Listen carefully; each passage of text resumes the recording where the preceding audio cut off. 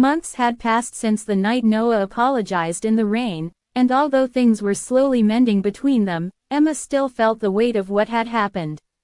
Trust was not something that could be rebuilt overnight. Yet every morning when she saw Noah waiting outside her apartment with her favorite decaf coffee and a gentle smile, she felt hope return piece by piece. Seattle's winter had turned to spring, and with it came new beginnings. Emma's pregnancy was now showing, and Noah had moved in to support her. He took care of her diet, attended prenatal yoga classes with her, and even painted the nursery in soft yellow tones. One evening, as Emma sat in the rocking chair, watching him carefully assemble the crib, she couldn't help but smile. "You're really doing all this yourself?" she asked playfully. He laughed softly. "I want to make sure everything's perfect for our little one.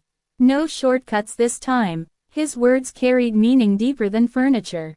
He wasn't just building a crib, he was rebuilding trust.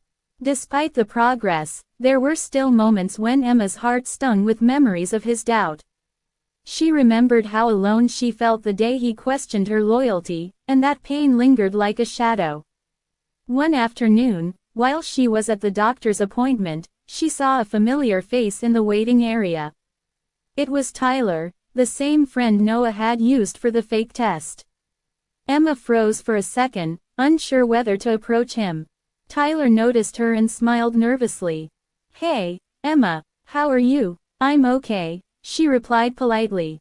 "You must know what you did really hurt me, right?" Tyler sighed and looked down. "I do. I told Noah from the start that his idea was stupid, but he was so scared of losing you. He thought if you passed his test, he'd finally feel secure. But when I saw how much it broke you, I realized it wasn't a test of you, it was a test of him." Emma nodded silently. His words struck deep. She realized Noah hadn't acted out of malice, but out of fear of repeating his parents' mistakes, fear of being betrayed, fear of not being enough. That night, when Noah came home from work, Emma decided it was time for an honest talk.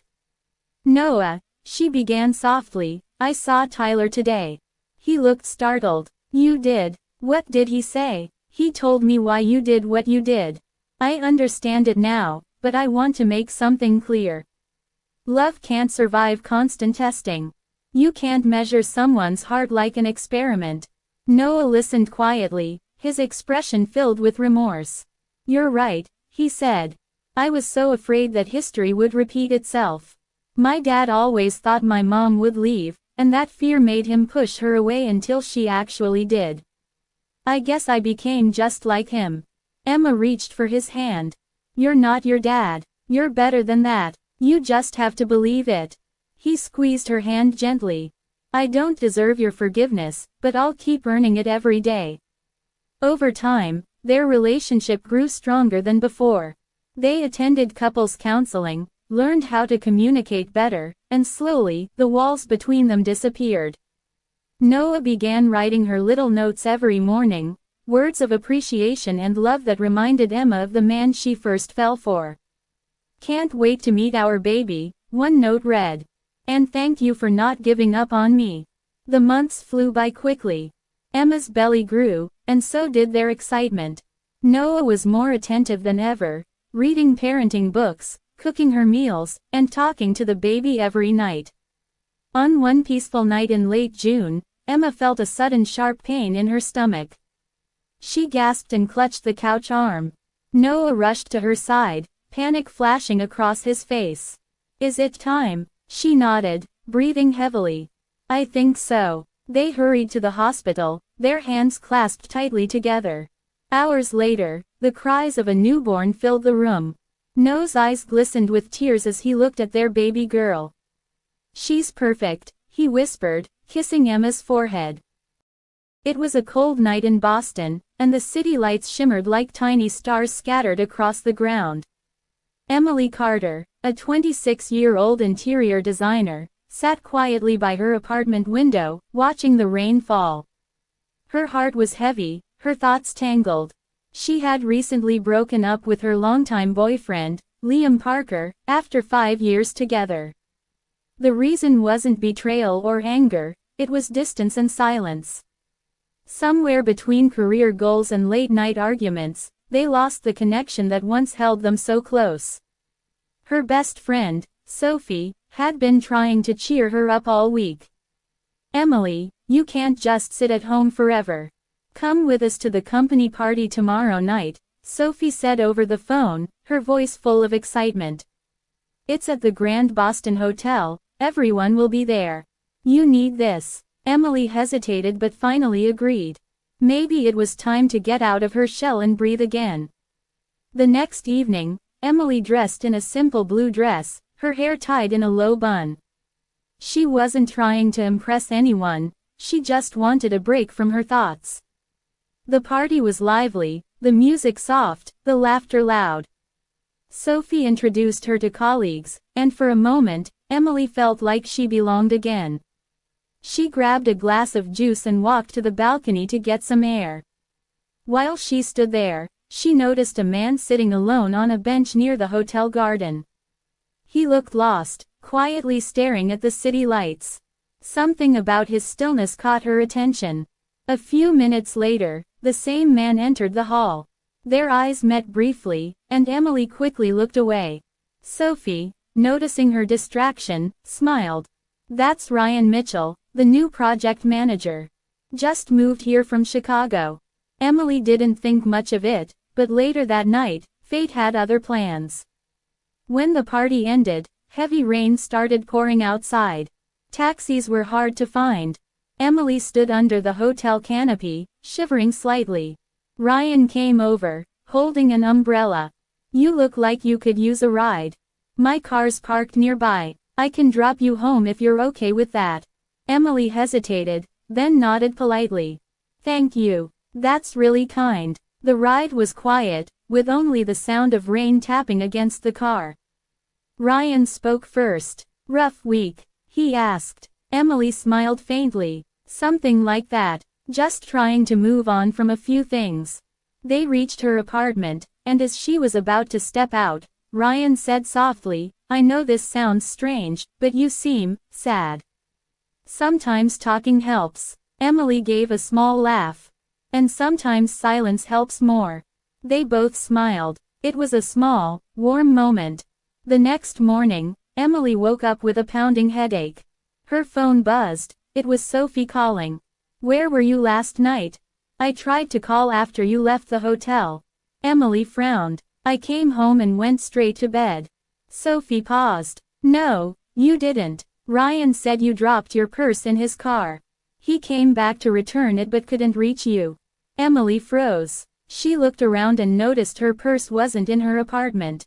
Confused, she checked her messages. There were none. She quickly called Ryan back. "Hey, sorry about last night," she began. "It's fine," he said. "You were half asleep when I brought you to your door. You asked me to wait to make sure you got inside safely. Then you said something about forgetting your keys, so I helped you open the door. Don't worry, you fell asleep right on the couch. I left right after." Emily's cheeks burned with embarrassment. "Oh no, I don't even remember that." "Thank you, that's very kind of you." "It's okay," Ryan replied gently. "We all have bad days." Still feeling awkward, Emily decided to meet him for coffee that afternoon to thank him properly. When she met Ryan at a cafe downtown, she realized he wasn't like most people she knew. He was calm, thoughtful, and didn't rush to fill the silence. They talked about work, music, and life. She felt a comfort she hadn't felt in months. Days turned into weeks. One day, Ryan stopped replying for a whole week. Emily grew restless and finally took the first flight back to Boston. When she reached Ryan's apartment, the door was slightly open. She walked in, calling his name. The place was empty except for a note left on the table. Her hands trembled as she picked it up. "Emily, I had to go back to Chicago. The firm reopened the case to clear my name officially, and I might have to testify. Don't worry, I'll be back soon. Please don't stop living your dream for me. Love, Ryan." Emily sat down, holding the note close to her heart. She whispered, "I'll wait." 3 months later, she received a call from Ryan. His voice was filled with relief. "It's over. They cleared everything. I'm coming home." When they finally met again at the Boston airport, Emily ran into his arms, crying with joy. "You came back," she whispered. Ryan smiled. "I told you, fate always finds a way." Years later, as they walked hand in hand along the same river where their story began, Emily looked up at him and said, "That night when you were a stranger, I never thought you'd become my forever." Ryan kissed her forehead gently. Sometimes, the unknown turns out to be the best part of life. Months passed peacefully after Ryan returned from Chicago.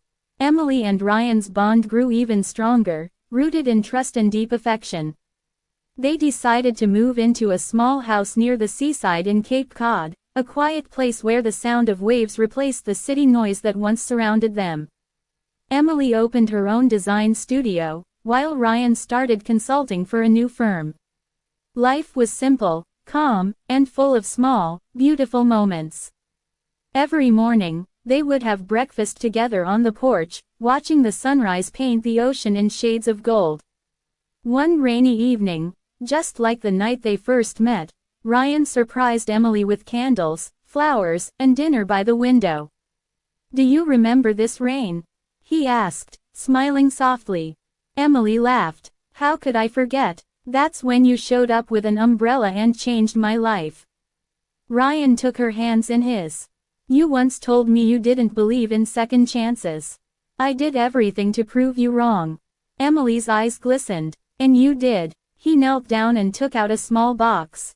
"Emily Carter, you walked into my life by accident but stayed by choice. Will you marry me?" Tears rolled down her cheeks as she whispered, "Yes, 1,000 times yes." The sound of rain outside grew stronger as if nature itself was celebrating their moment.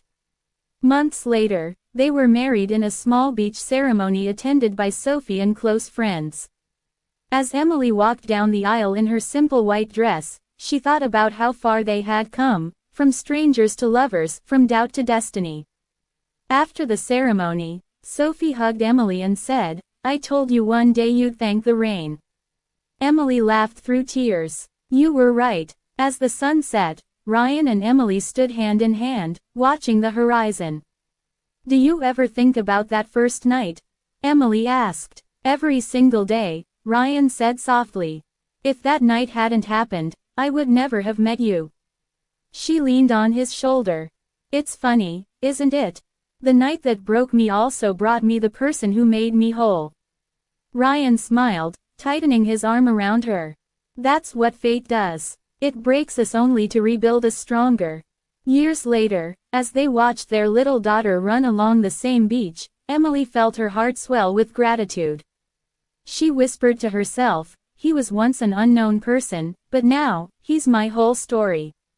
And as the waves crashed against the shore, she realized that love doesn't always arrive with grand gestures. Sometimes, it simply walks in on a rainy night, holding an umbrella. And Emily and Ryan's friendship grew. They met often, sometimes at lunch, sometimes after work. Sophie noticed the change in Emily's mood. "You're smiling again," she teased. Emily laughed. "Ryan's just nice. That's all." But deep down, she knew it was more. She was slowly falling for him. One evening, Ryan called. His voice sounded off. "Can you come to the park near your place? I need to tell you something." Emily rushed over, concerned. When she arrived, he looked pale. "Emily," he began, "I didn't want to tell you this, but I think you should know. The night I drove you home, something happened. You fainted in the elevator. I called for help, and the security guard helped me carry you to your apartment. You were fine after a few minutes, but you don't remember because you were half conscious. I stayed until you fell asleep to make sure you were okay." Emily was speechless. "Why didn't you tell me earlier? I didn't want to make you uncomfortable. I didn't do anything wrong. I promise." She could see the honesty in his eyes. She nodded slowly. "I believe you, Ryan." Thank you for staying. That night, Emily couldn't sleep. She felt a strange mix of emotions, gratefulness, confusion, and something deeper. The idea that she was cared for, even by someone she barely knew, touched her heart. A few days later, she invited Ryan to her apartment for dinner. They cooked together, laughed, and shared stories. As the evening went on, Emily realized she no longer felt broken about her past. Ryan had unknowingly healed a part of her heart. Months passed, and their friendship blossomed into a quiet love. It wasn't rushed. It grew through understanding, kindness, and shared moments. Ryan confessed one evening, "You were a stranger that night, but now, you're the person I can't imagine my days without." Emily smiled softly. Maybe sometimes, meeting an unknown person is what saves us. Years later, as they stood together at the same balcony where they first met, Emily thought about that night, the rain, the loneliness, the chance encounter. What began as an accident turned into the most beautiful chapter of her life. And every time she looked at Ryan, she remembered that sometimes fate doesn't knock, it gently enters through the rain, carrying an umbrella and a kind smile. Weeks after Emily and Ryan's relationship began to bloom, life seemed peaceful again. Emily felt joy returning to her days, and Ryan became her constant support. They often took evening walks along the Charles River, talking about their dreams and fears. But one quiet night, everything changed. Emily was organizing her work files when she came across a document with Ryan's name. It was an old company project file from a year ago, one that mentioned a scandal involving an employee named Ryan Mitchell from Chicago, accused of mishandling funds and vanishing before the audit. Her heart skipped. Could it be the same Ryan? She tried to calm herself, telling her mind it might just be a coincidence. Still, the thought refused to leave her. The next day at work, she asked Sophie about it casually. Sophie frowned. "That's strange. I thought our Ryan came from Chicago, too. Maybe you should ask him directly." Emily hesitated, but the seed of doubt had already been planted. That night, Ryan came over for dinner as usual. Emily smiled, hiding her worry. "You never told me much about your life in Chicago," she said, trying to sound casual. Ryan's expression changed slightly, but he answered calmly, "There's not much to tell. I worked at a firm, then moved here for a fresh start." "Was it because of work problems?"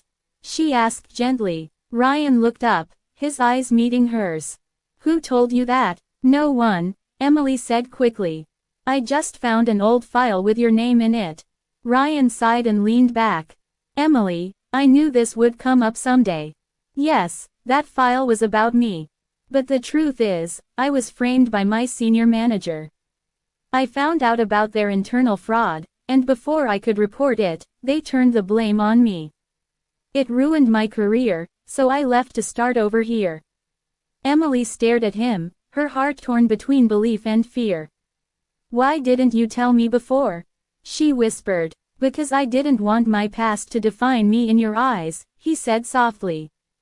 "You looked at me with kindness, not judgment. I didn't want to lose that." There was silence. Emily could see the pain in his eyes, and deep down, she knew he was telling the truth. Still, doubt haunted her. That night, after Ryan left, Emily couldn't sleep. She kept thinking about everything he said. The next morning, she decided to dig a little deeper. She contacted a journalist friend in Chicago who owed her a favor and asked about the case. Later that evening, she received an email. It confirmed Ryan's story. The real culprit had confessed 6 months ago, clearing Ryan's name. Emily felt relief wash over her. Tears filled her eyes as she realized she had doubted the man who had done nothing but protect and care for her. The next day, she went to Ryan's office. Without saying a word, she hugged him tightly. "I'm so sorry I doubted you," she whispered. Ryan smiled gently. "You had every right to ask. I'm just glad you know the truth." Life slowly returned to normal, but fate had another test waiting. A month later, Emily received an offer to design an interior project in New York City, a dream opportunity. It meant moving away for at least a year. She told Ryan about it one evening as they sat near the river. His face turned serious. "That's amazing, Emily. You deserve it. But it means leaving Boston, leaving you," she said softly. Ryan smiled faintly. "I don't want to be the reason you hold yourself back. Go chase your dream. If what we have is real, distance won't destroy it." Tears welled in her eyes. She wanted to stay but also knew he was right. A week later, she packed her bags. The night before leaving, Ryan surprised her with a small gift, a silver bracelet engraved with the words, "Fate finds a way." "So you don't forget me," he said, smiling sadly. Emily hugged him, whispering, "Never." In New York, work consumed her. Days turned into weeks, weeks into months. They talked daily through calls and messages, but